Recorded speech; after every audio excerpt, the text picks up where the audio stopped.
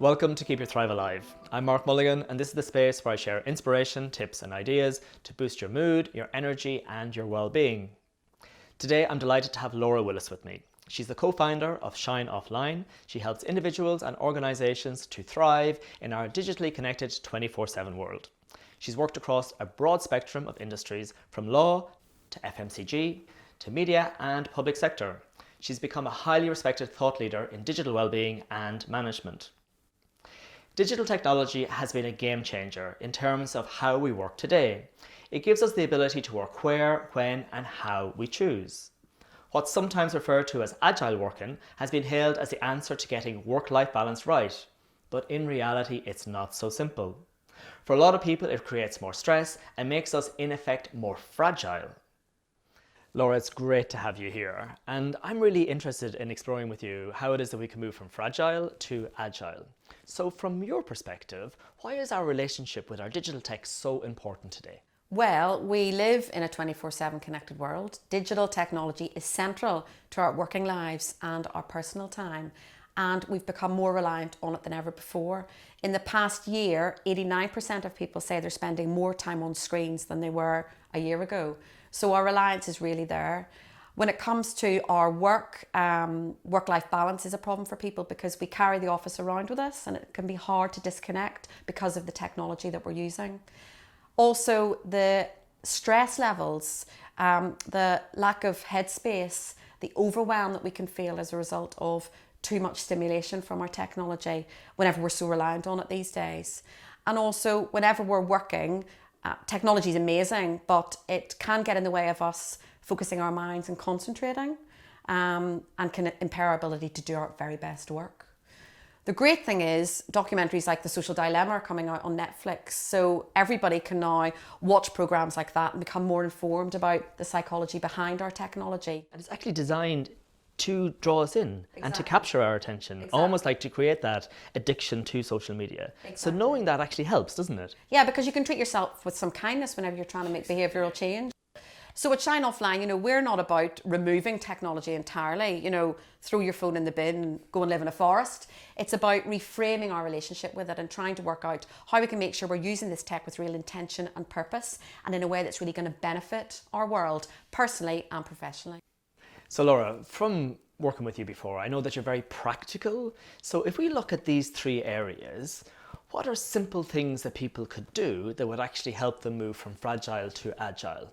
I think balance, specifically work-life balance these days is really important. I think also the opportunity to recharge and reset and think about the stress that tech could be causing you, and also your performance at work and the impact that you have at work, making sure that technology doesn't get in the way of that. So let's go through each of these three areas in turn. And you've also been kind enough to give me some personal one-to-one coaching about what it is that I can do in terms of my own behaviour. So as we go through, maybe I can share some of my own experience, the things that I have found useful and good for me, but also the things that I have found challenging. So shall we start with work-life balance? Yeah, definitely. Digital technology has enabled a flexible approach to work. These days we can work anywhere at any time. We carry the office around with us in our pockets and handbags. But what that results in is people struggling to disconnect from work. Are we working from home or sleeping at the office? Brilliant phrase. I love that. So with COVID, most people, desk-based workers anyway, have been working from home. And so the boundaries between our working time and our personal lives has changed. So it's about striving to get that balance back. And what we would recommend people do at Shine Offline is separate your work and personal time by having two separate devices, two phones, one for work and one for personal use. Now, I recommended you do this, but you weren't too keen on getting a second handset. So what we did instead was you experimented with taking your work email off your phone. How did you get on? That was really interesting because when you suggested that to me, I had this really strong reaction, like in the pit of my stomach. I really didn't want to do it. But once I actually took my work email off my phone, it was absolutely fine. And it has made a big difference. So now when I close my laptop at the end of the day, I put my work behind me. So my laptop is for work and my phone is for personal use. And whereas previously I might have been tempted to check my phone, when I'm watching television and just see if something had come in, I don't do that anymore. So I have a very clear boundary between work and home. So it's worked a treat. Brilliant. Another thing that we're suggesting people do is set an out of office at the end of the working day. just to manage other people's expectations. If people generally are expecting you to be on in the evening or the weekend and respond to a communication, if you put an out of office that says, I'm not back on until tomorrow at 8:45 or whatever, then it'll make it a bit clearer when you are on and when you're off. And should we move on to the second area? So what about recharging? Yeah, so we're stimulated all the time. We scroll, there's so much stuff to look at, social media, news, WhatsApp, etc. And this is resulting in people feeling really overwhelmed, lack of headspace, and feeling stressed. So we all need screen-free breaks throughout the day. Everybody needs to just leave the phone behind and just have some headspace. So what I advised you to do was experiment with going out for a walk every day, regardless of the weather, without your phone. Yeah. How did you get on? Okay, I must admit, I found this one a little bit more challenging. The first day that I went out, I really missed not having my phone. And I missed it for listening to music, and I missed it for taking photographs. So what I've done as a compromise is that I've turned off data on my phone so that I'm not connected anymore, and I use the old school functionality of the phone. So specifically what I've noticed is that I'm actually calling people a lot more, social calls, just with friends and family and catching up with them. And that's actually made a big positive difference. I'm getting out and about and having fresh air, and I'm connecting with people. I get the thing about wanting to take photos or listen to music, because most of us these days are used to some sort of digital stimulation pretty much all of the time. But give it a go, because when you work through the pain, there's something really amazing about just being outside and listening to nature's sounds, seeing a beautiful image and capturing it in your memory rather than feeling compelled to take a photograph of it. And the thing about walking and talking is brilliant, because you're ticking loads of boxes there. You're not in front of a screen, you're exercising, you're getting fresh air, and you're chatting to somebody. I think these days we've become really reliant on Zoom and Skype and Teams to do that face-to-face thing in front of the computer. But if you can step outside and have a chat on the phone, that's absolutely brilliant. Yeah, and actually connecting with people, which exactly. for me is so important, especially at the moment, so important. Yeah. So Laura, what else can we do to recharge? Well, 58% of people check their work email in bed. Wow. So one of my oldest tips is to get an alarm clock. Have a screen-free bedroom. It means that the temptation to check your phone before you go to sleep, in the middle of the night and first thing in the morning, won't be there. And we need to get a decent night's sleep. We need to look after ourselves physically and mentally, and the best way to do that is to rest properly.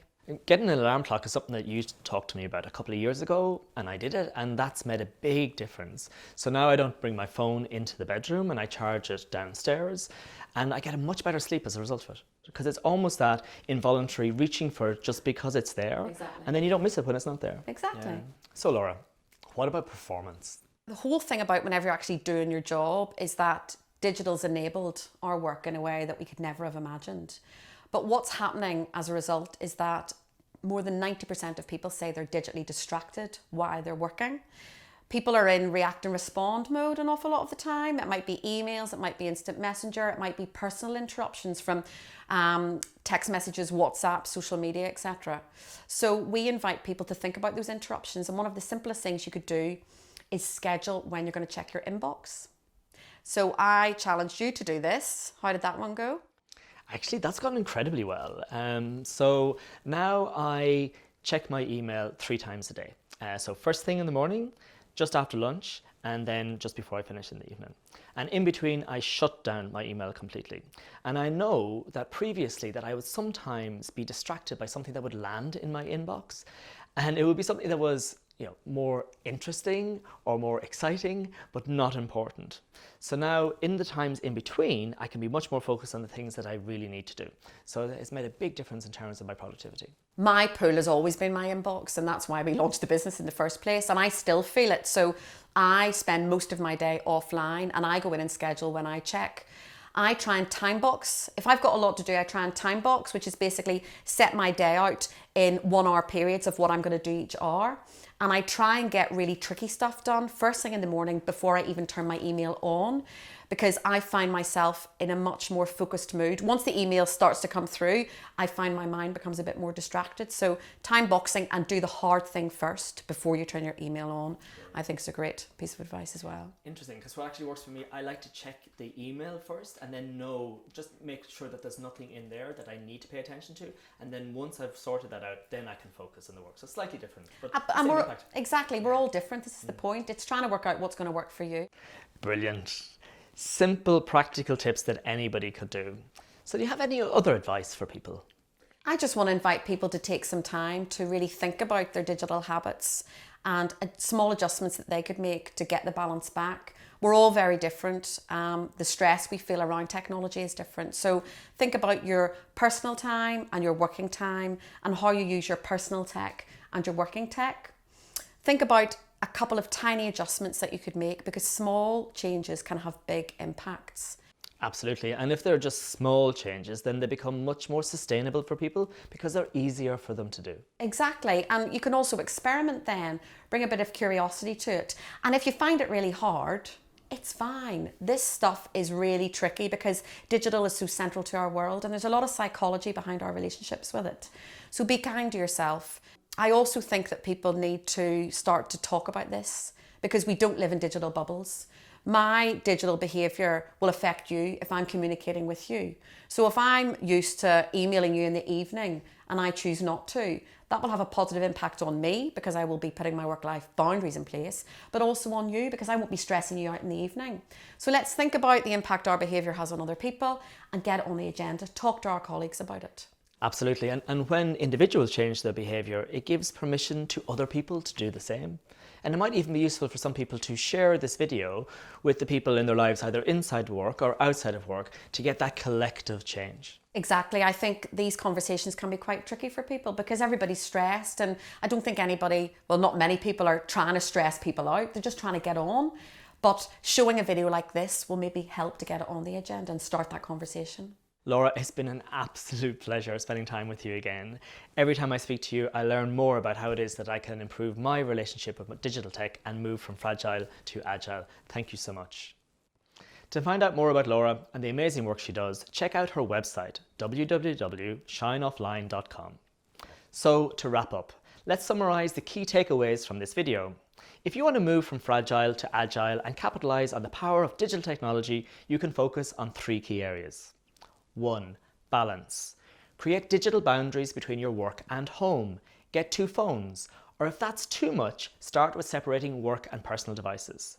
Set clear boundaries with your colleagues when you're not working, and maybe experiment with an out of office at the end of the day.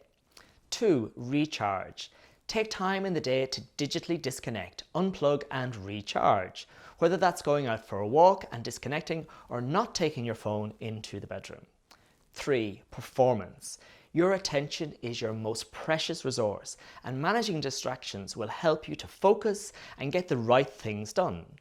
Try checking your emails at set times only and practicing deep work in between. Now I'd love to hear from you. Please leave your comments in the section below this video. What did you find most useful? What small changes are you going to make? And who do you think would most benefit from Laura's wisdom? I look forward to seeing you here next month, and in the meantime, be well and thrive.